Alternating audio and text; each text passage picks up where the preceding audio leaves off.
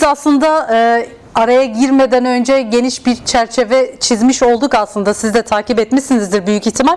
Çok kısaca aslında şuradan giriş yapalım istiyoruz. Sonrasında devam ederiz elbette ki. Ahmet, Van ve Mersin ve İstanbul'da özgürlük mitingleri gerçekleştirildi dedik. İstanbul'dan doğru değerlendirmeler yapıldı. Yine Van'dan doğru değerlendirmeler geldi ama biz Ahmet'teki halkın nabzını da biraz senden dinleyelim istiyoruz. Ne gibi talepler ortaya çıktı? Kısacası halk neler talep etti? Ne gibi mesajlar verdi? Onu da senden dinleyelim istiyoruz. Evet, 4 ilde yapılan özgürlük mitinglerini geride bıraktık. Uzun bir süre sonra 4 ilde yüz binlerin katıldığı mitingler gerçekleştirildi. Ahmet mitingine gelecek olursak, uzun yıllar sonra istasyon meydanında ilk defa bu kadar kalabalık, bu kadar yoğun katılımın olduğu bir mitinge tanıklık ettik. En son benim hatırladığım 2018'de Haziran seçimleri için yapılan bir miting vardı. O günden bugüne yaklaşık 8 yıl geçti ve bu 8 yılda en görkemli mitinge tanıklık ettik. Ya halkın talebine gelecek olursak, belki de bir pankart aslında halkın taleplerini özetliyordu. Devasa açılmış bir pankart vardı ve o pankartta şu deniliyordu: Reber Apo Ahmet'e, ya Reber Apo Ahmet'e, ya Reber Apo Ahmet'e diye böyle bir şey vardı, bir pankart açılmıştı. Şimdi bu pankart aslında ve alanda gezdirildi. Gezdiği yerlerde de alanın içinde gezerken yanından geçen halk 7'den 70'e o pankarta büyük bir coşku, büyük bir sevinç gösterisiyle yanıt verdiler. Alkışlar, zılgıtlar, sloganlar.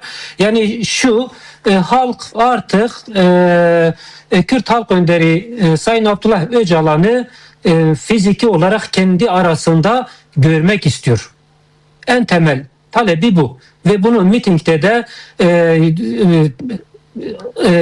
kaldırdıkları pankartlarda, attıkları sloganlarda çok net bir biçimde ifade ettiler.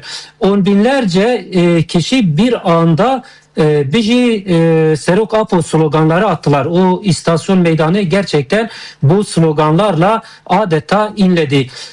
Hakeza miting konuşmalarında mitinge katılan konuşmacılar da konuşmalarını bu minvalde dile getirdiler. Sayın Abdullah Öcalan'ın özgürlüğünü merkeze alan, bu sürecin ilerlemesinin en temel argümanlarından, kriterlerden biri olarak konuşmacılar da bunu ifade ettiler. Hem DBP Genel Başkanı Çiğdem Kılıçgün Uçar hem de İmralı Sekreteriyası'nda yer alan Veysi Aktaş konuşmalarında özellikle Sayın Abdullah Öcalan'ın neden fiziki özgürlüğünün sağlanması gerektiğini belirten konuşmalar yaptılar. Belki ilerleyen şeylerde bu mesajların içeriğini de tartışacağız. Ama öncesi şuydu: istasyon meydanında on binlerce katılımcı halk bir ağızdan temel talebini Sayın Abdullah Öcalan'ın fiziki özgürlüğünü dile getirdiler. Bunun yanı sıra tabii şöyle bir şey de vardı. Bu hafta sonu Ahmet'te bir dil konferansı vardı. Konferans mitinge yakın saatlerde bitti ve konferansın ardından konferans katılımcıları da bir yürüyüş halinde mitinge katıldılar ve bu yürüyüşte aslında bir diğer talepte öne çıkan en temel taleplerden biri de Kürtçenin resmi bir statüye artık kavuşması gerektiği. Çünkü Kürtçenin hem yaşamda kullanılması önündeki engelleri kalkması hem de giderek Kürtçenin önündeki engellerde devletin, iktidarın oynadığı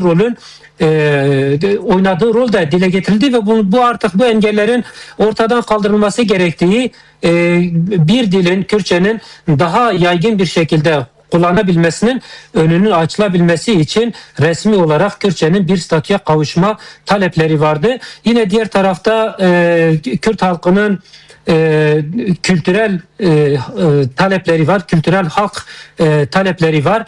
Bunu yoğunca dile getirdiler. Bir diğer talep de şuydu, çok yoğun olarak dile getirilen bir talep. Artık bu kayyumların yani bir an önce geri çekilmesi, bir çözüm gelişecekse Kürt halkının kendi iradesinin artık tanınması gerektiğini belirten talepler vardı. Yine taleplerden biri buydu. Diğer bir talep de biliniyor, siyaset yaptıkları için kimisi sadece Kürt halkının varlığını dile getirdiği için ya da sadece Kürtçe bir şarkı söylediği için ya da sadece bir eleştiri dile getirdiği için bugün Türkiye'de, Kürdistan'da, zindanlarda binlerce insan kalıyor. Bu siyasi tutsakların da bir an önce ayrım gözetilmeksizin özgürlüklerine kavuşulması gerektiği noktasında talepler dile getirildi. Çerçeve yasa tartışmalarına dair senin de düşüncelerini merak ediyoruz. Aslında mitinglerde öne çıkan taleplerden bir tanesi de yasal adımların hızlıca atılması gerektiği, ki bunların içerisinde siyasi tutsakların durumu var. Yine hasta tutsakların durumu var. Bir bütün aslında değerlendirecek olduğumuzda çerçeve yasa bize neyi gösteriyor? Yani taslağın kendisini bile konuştuğumuz bu günlerde bize nasıl bir tablo sunuyor? Biz programın başında Numan Kurtulmuş'un bu konudaki yaptığı açıklamaları da hatırlattık. Yasanın müstakil ve geçici olduğunu, asla af niteliği taşımayacağını belirtiyor. 2 yıl geçmiş olmasına rağmen hala somut adım atılmamışken sürecin hızlı bir şekilde ilerlediğini belirtiyor. Diğer dünya örneklerinde kastederek aslında. Siz neler söylersiniz? Çerçeve yasa açık olmalı diyen, net olmalı, cesur olmalı diyen bir yanıyla da DEM Parti eş genel başkanı var. Bir bütün düşündüğümüzde aslında artılarıyla ve eksileriyle bize neler anlatıyor bu taslağın kendisi? Aslında evet, biz taslağı tartışıyoruz ancak taslak var mı yok mu o da hala belli değil. Çünkü meclise gelecek, meclise gelmesi gerekiyor deniliyor ancak henüz yok. Şimdi çerçeve yasa ne olmalı sorusunu belki de bugünün önemini, tarihsel önemini dile getirirsek nasıl bir yasa olmalı, neye cevap olmalı daha iyi anlaşılır. Bugün 29 Haziran 1925'te Şeyh Said ve 48 arkadaşı Ahmet'te Dağ Meydanı'nda idam edildiler. Yine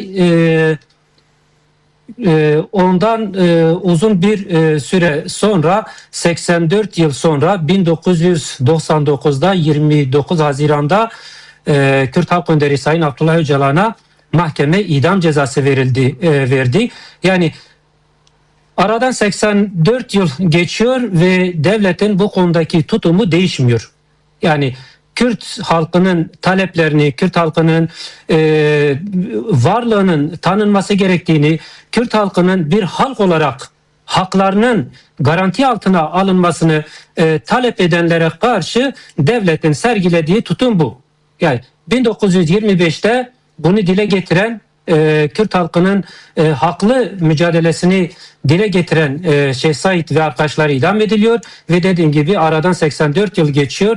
Sayın Abdullah Öcalan'a da aynı günde ceza veriliyor, idam cezası veriliyor. Yani bir tekrar var. Şimdi dolayısıyla bir çerçeve yasa çıkacaksa eğer tüm bunları gözetmek durumundadır. Eğer geçmişin devamını tekrar edecek bir yaklaşımla devam edecekse, böyle bir yaklaşım ortaya çıkacaksa bu sorunu daha da derinleştirmekten öteye gitmez. 1925'te Şeyh Said isyanı başladığında Ahmet, Elazığ ve çevre illerindeydi. Aradan işte 1984'te PKK silahlı mücadelesi başladığında Türkiye'nin ve Kürdistan'ın neredeyse tümünü kapsayan bir coğrafyaya kapsadı. Bununla da sınırlı kalmadı. Rojava, Başur, Rojhelat bir bütünen Kürdistan'ın her yerinde bu isyan büyüdü ve Türkiye bunu 29. büyük isyan olarak değerlendirdi. Şimdi sizin karşınızda böylesi büyük bir isyana önderlik etmiş bir kişi var. Böylesi büyük bir isyana katılmış bir hareket var. Yani bir isyanı geliştiren bir hareket var. Dolayısıyla bu sorunu çözecekseniz eğer bir çerçeve yasa çıkacaksa bu çerçeve yasanın bütün bunları gözetmesi gerekiyor. Tek taraflı olmaz. Geçen gün biz Ahmet Milletvekili Serhat Eren'le de DEM Parti Ahmet Milletvekiliyle de bir röportajda şunu dile getirdi. Yani bu yasa çıkacaksa tek taraflı olmaz. Sonuçta bu işin tarafları var. Bir tarafta Sayın Abdullah Öcalan var. Bir tarafta da gelip demokratik siyasete katılmak isteyen bu hareketin yöneticileri var, çalışanları var, hem kentte var, dağda var. Dolayısıyla bunlara da sorulması gerekiyor.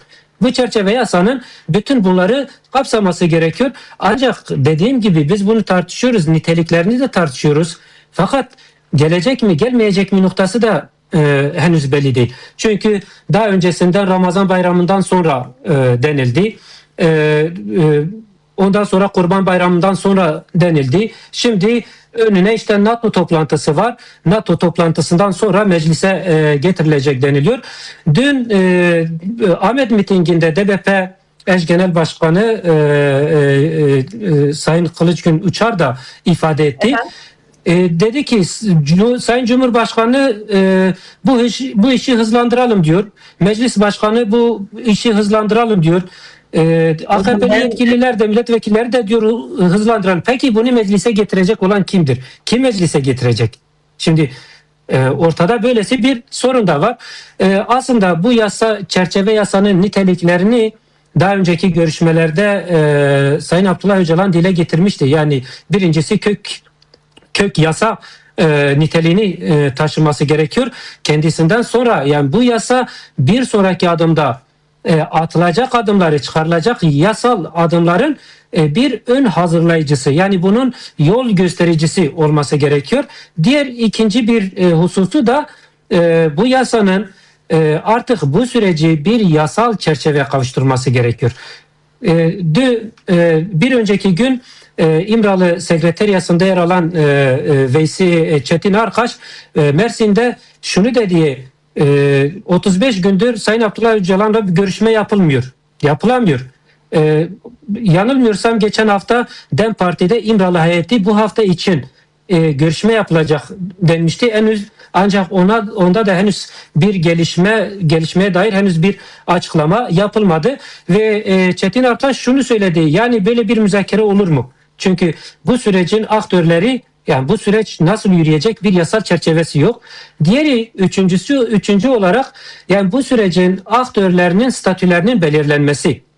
Yani evet, bir tarafta devlet var, meclis var, cumhurbaşkanı var ve devlet adına görüşen bir heyet var. Fakat diğer tarafta Sayın Abdullah Öcalan'ın statüsü ne olacak? Mesela siz hangi sıfat adına gidip onunla görüşme yürütüyorsunuz? Bu süreç nasıl çözülecek? Bunların hepsinin netleşmesi gerekiyor. Hala bunlar net değil ve şöyle bir şey muhtemelen konuşuluyor, tartışılıyor ki İmralı Sekreteriyası'nda yine yer alan Veysi Aktaş dün Ahmet mitinginde şöyle bir açıklamada bulundu.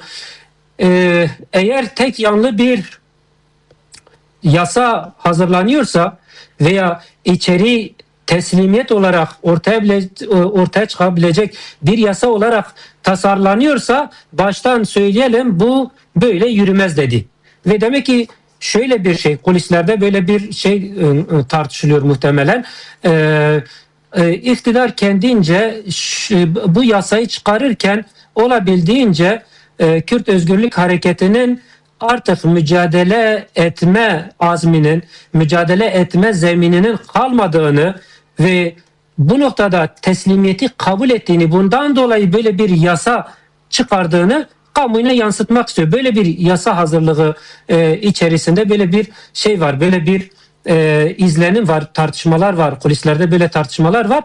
Ya eğer böyle bir yasa çıkarılacaksa, dediğim gibi 101 yıl önce Dağ Kapı Meydanı'nda bir mizansen sergilendi.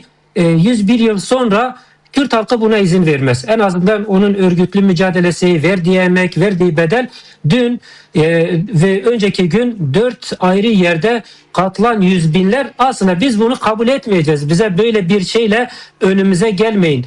Böyle bir çerçeveyle bizim karşımıza çıkmayın. Bizden karşılık bulmaz diye meydanlarda bunu dile getirdiler. Dolayısıyla yasal çerçeve belki de belli olduğunda meclise geldiğinde üzerinden daha fazla tartışma olanağı bulacağız.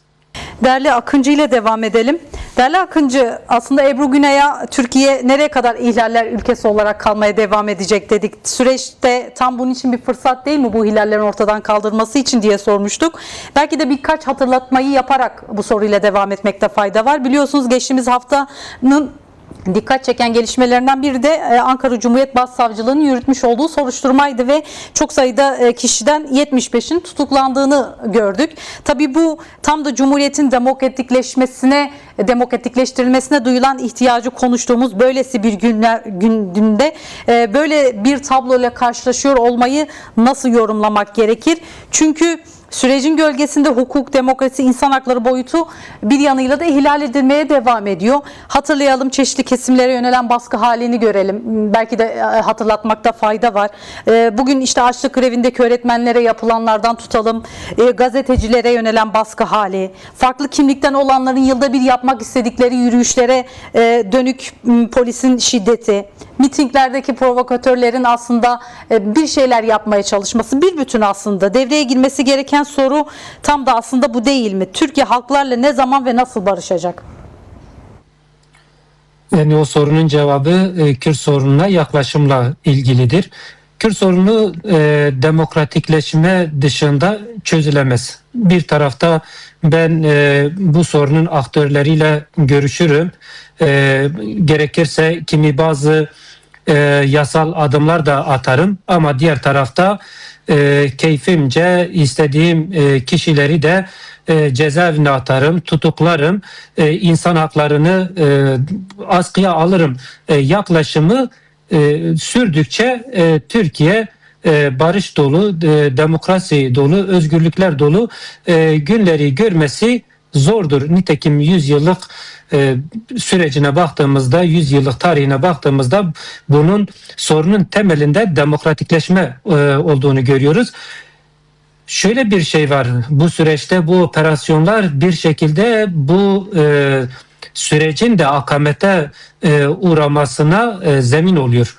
Yani çünkü bu sorunun çözümü, bu sürecin devamı büyük oranda toplumsal desteğe, özellikle siyasal mücadele yürüten taraflara, toplumsal yine sivil toplum kuruluşlarına, demokrasi için mücadele eden aydın, entelektüel akademisyenlerin desteğine bağlı. Bunların desteği sürdükçe, bu sürece sahip çıktıkça bu süreç daha sağlıklı bir şekilde ilerler. Şimdi bu operasyonlar böyle olunca aslında bu sürece karşı da bir operasyon yapılmış oluyor ve şunu nihayetinde görüyoruz. Bu operasyonlar neye karşı yapılıyor? NATO toplantısı yapılacak Türkiye'de. NATO'nun güvenliği merkeze alınarak yürütülen operasyonlar. Şimdi biz şuna bakalım. NATO toplantılarının hangisinden şimdiye kadar bir demokrasi, bir demokratikleşme hamlesi ortaya çıkmış? Bunun aksine NATO toplantıları her yapıldığı yerde bir sonraki yıl daha fazla kaos, daha fazla savaş, daha fazla karmaşık, daha fazla yoksulluk, daha fazla eşitsiz bir dünyayla gözümüzü açmış oluyoruz her bir toplantıdan sonra. Şimdi dolayısıyla kimi neye karşı korunuyor sorusunun cevabı da önemli. Bu mantık sürdükçe, iktidar eskinin kodlarıyla hareket ettikçe Türkiye'de de demokratikleşmeyi görmek zordur. Bu sadece bir istemle, bir niyetle olabilecek bir durum da değil. Yani ben bu süreci hele biraz şöyle birilerinin gönlünü de hoş edeyim, birilerine mesaj da vereyim. İşte bak ben bunlara karşı böyle mücadele ediyorum. Dolayısıyla siz de benim şu taleplerimi göz önünde bulundurun, kabul edin yaklaşımı var ve bu yaklaşım özünde Türkiye'nin şu ana kadar yaşadığı temel sıkıntıların, sorunların da ana nedenidir. Birincisi, Türkiye şu anda mevcut iktidar bu noktada net bir tavır sahibi olması gerekiyor.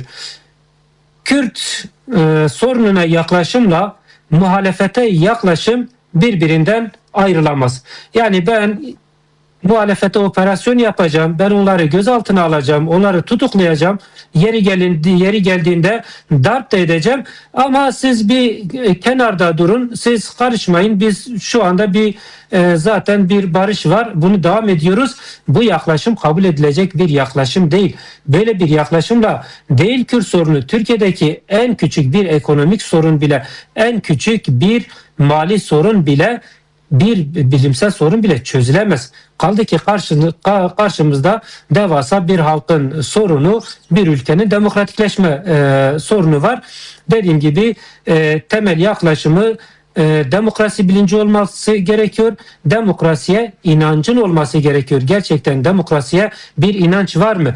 Demokrasiye inanılıyor mu? Yoksa demokrasi sadece bir iktidarın rantı uğruna, bir iktidarın partisel çıkarları uğruna yeri geldiğinde dile getirilen, yeri geldiğinde de rafa kaldırılan bir şey midir? Bunların cevapları net verildiğinde ve demokrasiden yana tutum takıldığında işte o zaman Türkiye belki de daha huzur, barış dolu günleri yaşıyor göreceğiz. Son dakikalarımız, o halde son sözü de değerli gazeteci Ferhat Akıncı'ya verelim. Son dakikalar, toparlayan bir yerden lütfen, devlet demokrasiye duyarlı olacak mı olmayacak mı diye soru yöneltti aslında değerli Kalmaz. Ki bir konuşmasının bir bölümünde ülkede de bir kaos ortamı var demişti. Bu aslında ekonomiden tutalım, kadına yönelik şiddet, artan katliamları bir bütün düşünelim, gençliğin kendisi, yine emekçilerin, emeklilerin sorunları, aslında bu halkların temel sorunlarına dair bir kaos ortamının olduğunu söylemek mümkün. Bu kaos ortamının aşılması için de yapılması gerekenleri kısaca değinirsen kapanışı da böyle yapmış oluruz değerli Akıncı. Evet, biz başta biraz iktidarın yaklaşımını değerlendirdik. Tabii bir de buna karşı halklar, örgütlü kurumlar, gençler, kadınlar ne yapacak? Aslında bu da önemli. İktidara karşı bir tutum gerekiyor. Burada rahmetli Süreyya Önder'i de anarak onun anlattığı bir hikaye vardı. Bu erik bahçesine giren bir Kürt, Ermeni ve Türk'ün hikayesini anlatmıştı. İlkin Ermeni bir şekilde dövüyorlar, farklı bir dine mensup olduğu için. Daha sonra sıra Kürt'e geliyor. İşte Türkiye diyor ki bu Kürt bizden değil, sen niye onun yanındasın? Ve Kürt'ü dövüyor. Daha sonra Türk tek kalınca onun yardımına gelecek kimse de yok. Tam bunlar girdi de sen ne işin var erik bahçesinde diye onu da dövüyor. Şimdi bu süreçte demokrasi isteyen, özgürlükler isteyen, gerçekten özgür bir ülke, özgür bir yaşam isteyen, hiç kimsenin, gencin, kadının, yaşlının, emekçinin, gencin, Arap'ın, Kürt'ün, Türk'ün, Laz'ın bu konuda kimi gerekçeleri, ayrılıkları olabilir ama bu noktada birbirine karşısında yer alma, ayrı kalma durumları söz konusu olmamalı. Sonuna kadar birbirini desteklemeli. Kürt halkı ve onun örgütlü mücadelesi ya bu sol hareketlerinden bana ne, muhalefetten bana ne dememeli. Sonuna karşı yapılan haksızlıklara karşı yanında durmalı, sahiplenmeli. Bunun yanında Türkiye'de demokrasi mücadelesi yürüten, barış isteyen herkes de Kürt halkının bu süreçte yürüttüğü, sahiplendiği bu sürece destek olmalı. Kürt halkıyla omuz omuza dayanışma içerisinde olmalı. Ancak bu şekilde yani güçlü bir birliktelik, güçlü demokratik bir dayanışma, özgür bir dayanışma aslında ortaya koyarak güçlü bir yol haritasıyla, bir demokratikleşme stratejisiyle bir çıkış yapılabilir, bu kaostan çıkılabilir. İktidara da bu konuda bu mitinglerde olduğu gibi bir cevap verilebilir. Türkiye'nin her yerinde eğer böyle bir tutum ortaya çıkarsa iktidar da geri adım atmak zorunda kalır. Kalmasa bile ileriki aşamalarda halklar bu süreci yürütmeye talip olurlar.